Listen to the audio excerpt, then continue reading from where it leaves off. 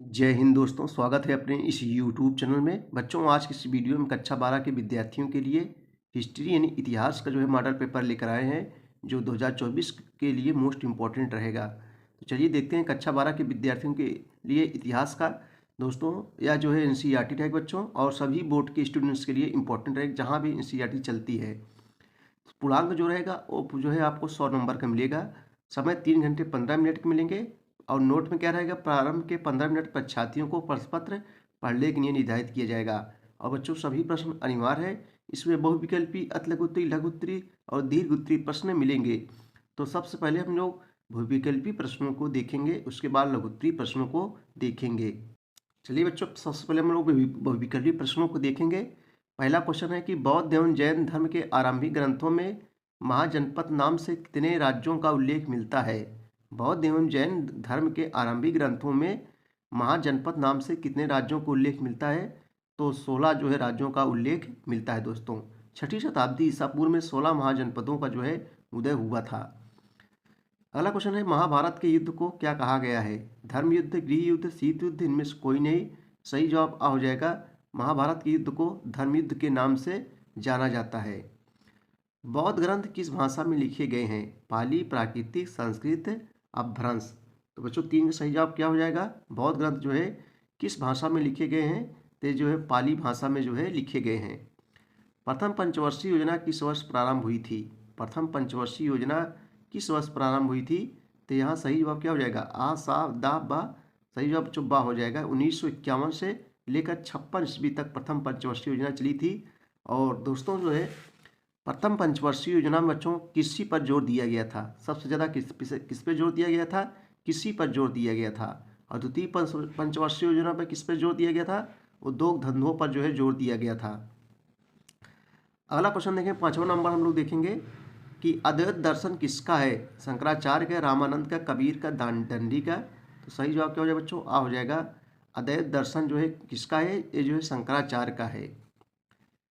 Next question है कि विजयनगर साम्राज्य का विस्तार हुआ था। विजयनगर का साम्राज्य का विस्तार 1340 ईस्वी में हुआ था। और विजयनगर की स्थापना कब हुई थी, 1336 ईस्वी में विजयनगर की स्थापना हुई थी। और विजयनगर का अर्थ होता है बच्चों, जीत का शहर होता है। इसकी स्थापना 2 भाइयों ने मिलकर की थी, हरिहर और बुक्का नामक 2 भाइयों ने मिलकर 1336 ईस्वी में विजयनगर साम्राज्य की स्थापना की थी, 1336 ईस्वी में। लेकिन इसका विस्तार दोस्तों 1340 ईस्वी में हुआ। जलियांवाला बाग हत्याकांड कब हुआ था। तो जलियांवाला बाग हत्याकांड 13 अप्रैल 1919 ईस्वी को अमृतसर में हुआ था। जनरल डायल ने गोली चलवा दिया था जलियांवाला बाग हत्याकांड पर। तो 13 अप्रैल 1919 को जलियांवाला बाग हत्याकांड हुआ था। इटली यात्री ज्योत्री कारेरी भारत में किसके आगमन संबंधी विवरण देता है। तांबा, पीतल, सोना, चांदी। दोस्तों, 8 का सही जवाब क्या हो जाएगा, सा हो जाएगा, चांदी। इटली यात्री ज्योत्री कैरेरी भारत में किसके आगमन संबंधी विवरण देता है। तो चांदी। ईस्ट इंडिया कंपनी ने बंगाल में दीवानी कब प्राप्त की। ईस्ट इंडिया कंपनी ने बंगाल में दीवानी कब प्राप्त की। 4 ऑप्शन आपके सामने दिया है दोस्तों। इसमें सही जवाब बच्चों क्या हो जाएगा, 1765 ईस्वी में। स्वतंत्रता संग्राम का बिगुल किसने फूंका।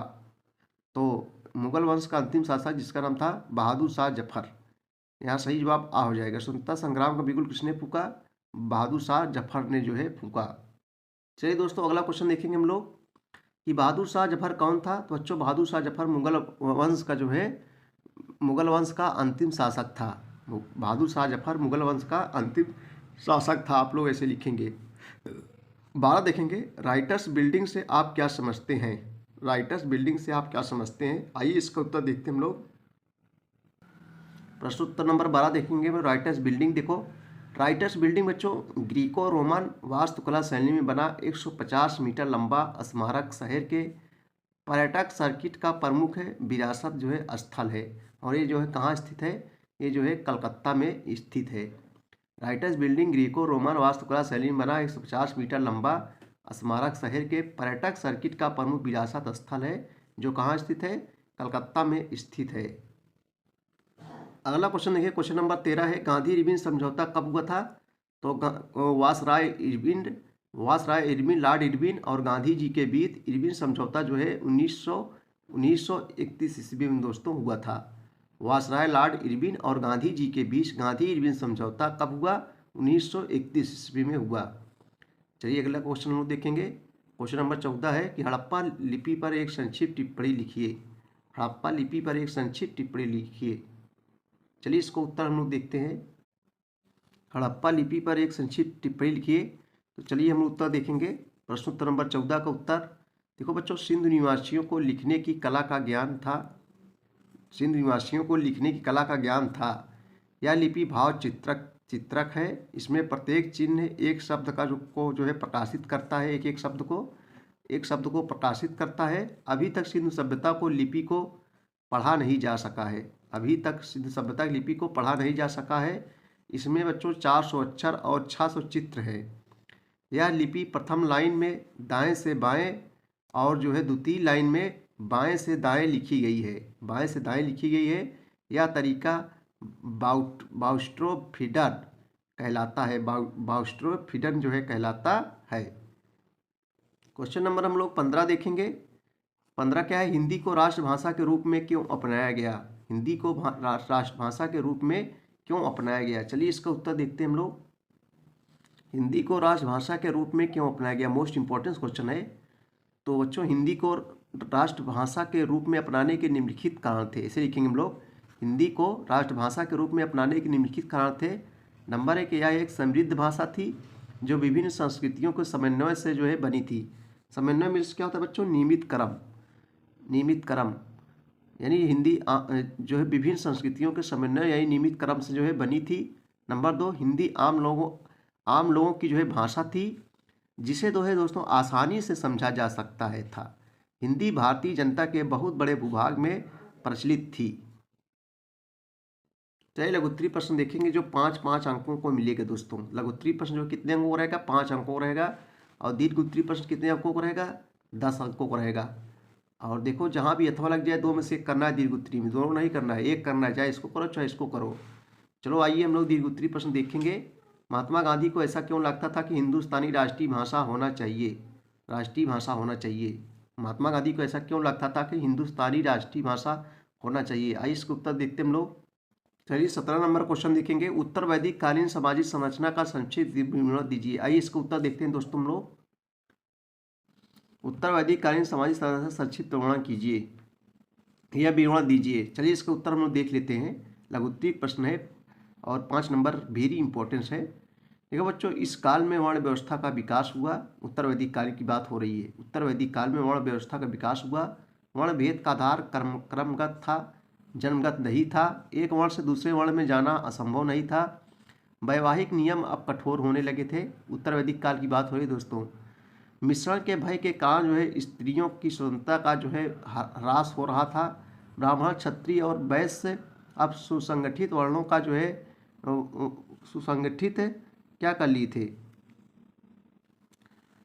सुसंगठित वर्णों का जो है रूप धारण करते जा रहे थे। इस युग में सभी प्रकार की श्रेणियों से आकर लोग जो है ब्राह्मणत्व प्राप्त कर लेते थे। इस काल में ब्राह्मण के पद प्रतिष्ठा में भारी वृद्धि हो गई थी। यानी ब्राह्मणों को दोस्तों जो है भारी वृद्धि हो गई थी प्रतिष्ठा में। देश की रक्षा, समाज राज्य के सुव्यवस्था प्रदान करना, शत्रुओं पर विजय प्राप्त करना तथा राजनीतिक विस्तार करना क्षत्रियों का परम कर्तव्य था। यानी सब काम कौन करते थे दोस्तों? शत्रुओं पर विजय प्राप्त करना यानी शत्रुओं से लड़ाई झगड़ा करना, ये सब क्षत्रिय का काम था। क्षत्रियों का प्रथम कर्तव्य था। वैश्य जो है वैश्य वर्ग का कार्य कृषि करना था। वैश्य जो थे उनको वैश्य वर्ग का कार्य कृषि करना था। व्यवसाय, व्यापार तथा उद्योग धंधों द्वारा धनार्जन करना था। वैश्य वर्ग क्या क्या करते थे?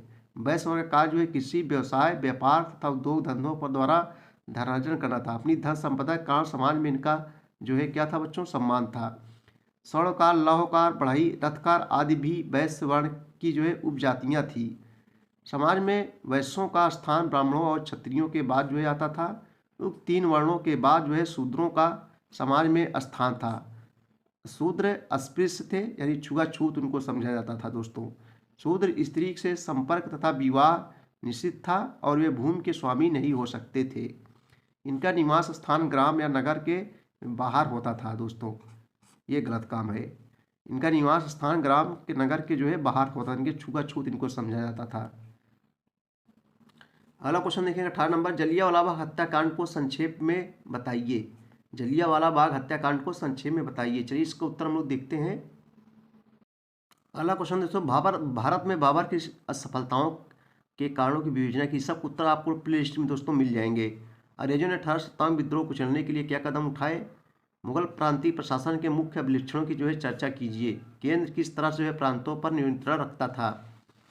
तो विस्तृत मोहनजोदड़ो कुछ विशिष्टताओं का वर्णन कीजिए। 10 नंबर का है। मौर्य साम्राज्य का सम्यक रूप से वर्णन कीजिए। दोनों में से एक करना है। महाभारत संदर्भ में बंधुता एवं विवाह का विश्लेषण कीजिए। स्कीम क्यों बनाई जाती है चर्चा कीजिए। दो में से करना है दोस्तों, जहाँ पे अथवा लग जाए दो में से करना है। और बच्चों क्वेश्चन को नहीं छोड़ना है। जैसे लॉन्ग क्वेश्चन है, क्वेश्चन को खुद छोड़ना नहीं है, बना के जो है राइटिंग, सुंदर राइटिंग से पूरा लिखना है। जितने शब्दों में लिखे पूरा क्वेश्चन करना है। आपको नंबर पूरा फुल मिलेगा। राइटिंग सुंदर रहेगी, पूरा फुल नंबर मिलेगा। विजयनगर साम्राज्य के शासन की व्यवस्था का वर्णन कीजिए। सब पढ़ाए हैं दोस्तों हम।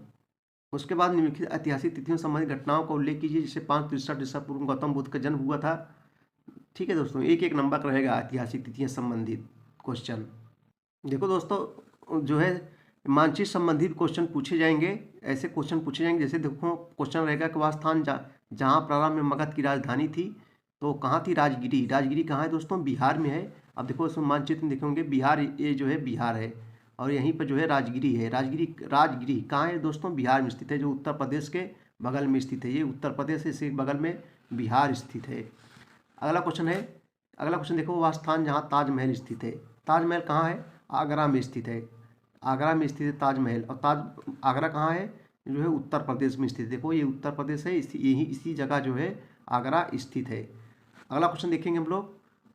देखो वह स्थान जहाँ उत्तर प्रदेश की राजधानी स्थित है। तो उत्तर प्रदेश राजधानी कहाँ है, लखनऊ स्थित है। तो उत्तर प्रदेश में लखनऊ इसी जगह है। ये देखो ये लखनऊ है। वह स्थान जहाँ उत्तर प्रदेश राजधानी है तो लखनऊ स्थित है। अगला क्वेश्चन, वह स्थान जहाँ से गंगा यमुना नदियों का संगम है। तो गंगा यमुना नदियों का जो है संगम कहाँ है, प्रयागराज में स्थित है। प्रयागराज कहाँ दोस्तों, उत्तर प्रदेश से एक जिला है। देखो इसी जगह, ऐसे यही जगह बीच में यहाँ जो है प्रयागराज स्थित है। वह स्थान जहाँ भारत की राजधानी है। भारत राजधानी कहाँ है, नई दिल्ली स्थित है। नई दिल्ली दोस्तों, ये देखो ये जो है नई दिल्ली है। ये भारत की राजधानी है, नई दिल्ली। ठीक है दोस्तों, तो इस प्रकार से एक एक नंबर को जो है मिलेंगे आपको मानचित्र संबंधी क्वेश्चन।